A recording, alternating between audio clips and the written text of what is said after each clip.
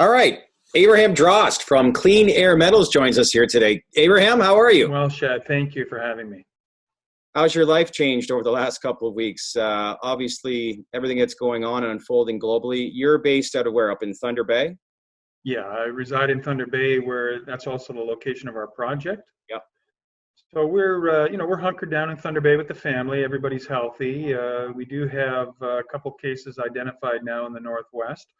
But the Okay. interesting thing is that when the government of Ontario came out with its essential services roster last week, mineral exploration and development is an essential service in Ontario. So we're banking on that fact. How much an effect do you think this virus will have on the entire mining industry? And what are some of the, I guess, the proactiveness, the game plans that you're putting together right now to counter with that? Well, look, I mean, as Clean Air Metals, we're funded, we're financed. We raised 15 million Canadian in February, which was a different world back then. So we closed on that. The funds are in escrow. How does it affect our business plans going forward? Look, I mean, mining companies that run camps are pretty well shut down, with some rare exceptions.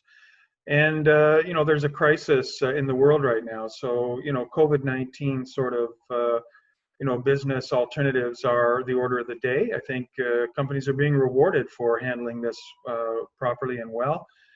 For ourselves, we're out of the camp business. We were planning to put a camp in and start drilling on our projects just north of Thunder Bay. Right.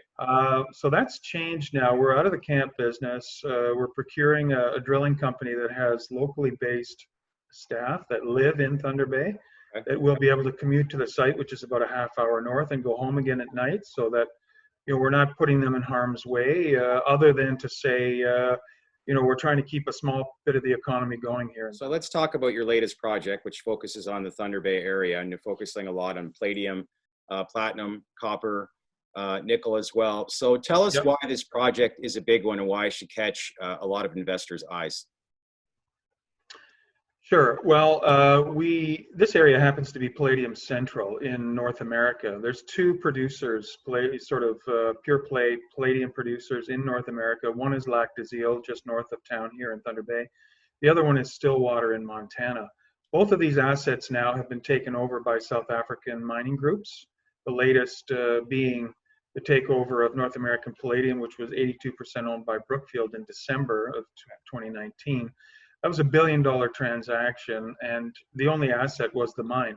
So that mine, which is literally operating today, still operating in full production, with I think some obviously some scale back due to the COVID-19, but for all intents and purposes, still in operation. They are now, that project more or less put Thunder Bay area on the map as an important palladium mining district. And we put together two projects that have a historical resource of about 10 million tons at 2.5 grams platinum equivalent per ton, which, by the way, is Lac des Îles head grade. Okay. And so, we have that. But the beauty of this project is that it has a second structure where we have the potential to double that resource. Now, that becomes of interest potentially to Impala Platinum, which now runs Lac des Îles, because my executive chairman is the outgoing CEO of North American Palladium, Mr. Jim Gallagher. Okay. And we are in the radius of their concentrator. We are adding tonnage, and Jim's contacts at Impala Canada are second to none. Yeah, I was going to ask somebody that's new, let's say, to the investing space of the mining industry, because let's face it, stock market's going to be very volatile for the foreseeable future. So what does a profile like Jim Gallagher bring to your company, and how is he well respected within the entire space? So Jim's background prior to joining North American Palladium about 8 years ago was with Falconbridge, and then as global director of mining for Hatch, the global engineering group. And he actually came to Lac des Îles on a Hatch assignment, and at a certain point, they headhunted him to become their chief operating officer.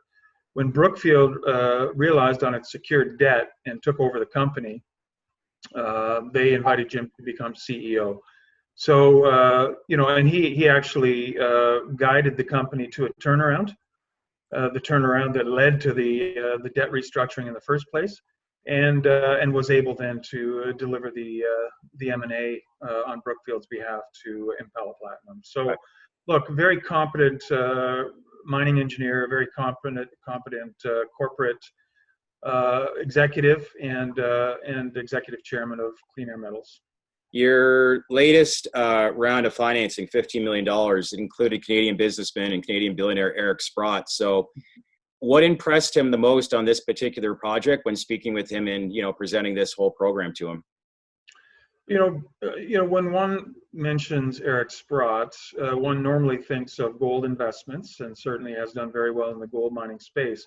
But with the price performance of palladium driven by worldwide environmental guideline tightening in China, the EU, and the US, it became clear that palladium was not just another industrial metal. In fact, it's taken on precious metal overtones.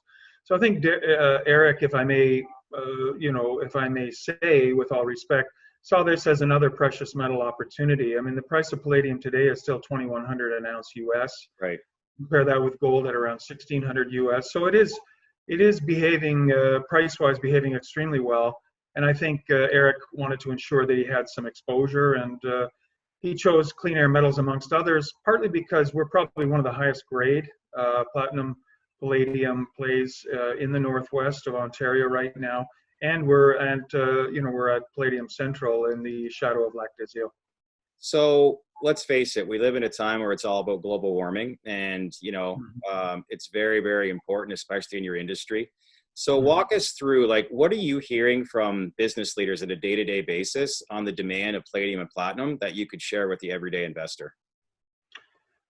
Look, palladium loading, there's a long-term aspect to this, and it's driven by the climate change imperative.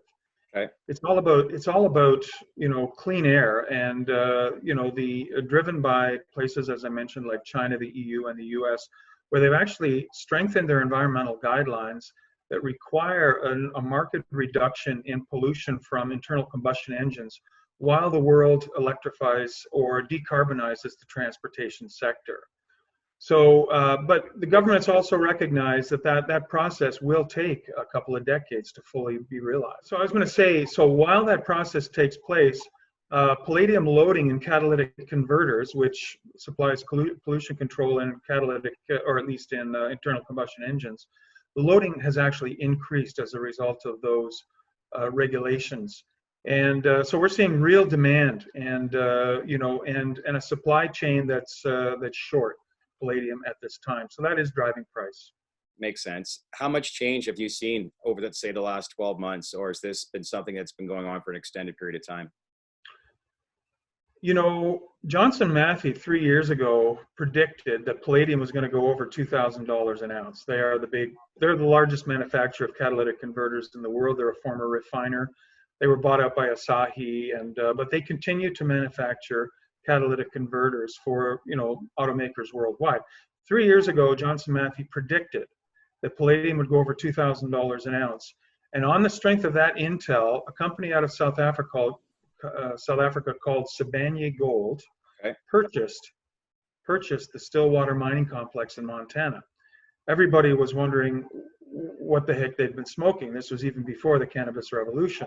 Mm-hmm. But suffice it to say, they believed what Johnson Matthey said, and I will point out that Sibanye Gold is now the fastest growing gold company in the world, bar none. There's a list of 150 gold companies that was just published literally the other day, just before the end of March here to 2020. Sibanye Gold is at the top of the list. Why? Not just because of the income they generate from gold, but because they bought the Stillwater mining complex 3 years ago, and they've been shooting it out of the park. How much has your industry changed? And at the same time, too, what I wanted to ask is, we live in an investment society today, especially with younger generations that are about to inherit all this money from baby boomers, and they want instantaneous, results. So traditionally with mining, this is a slow moving process and you have to be patient.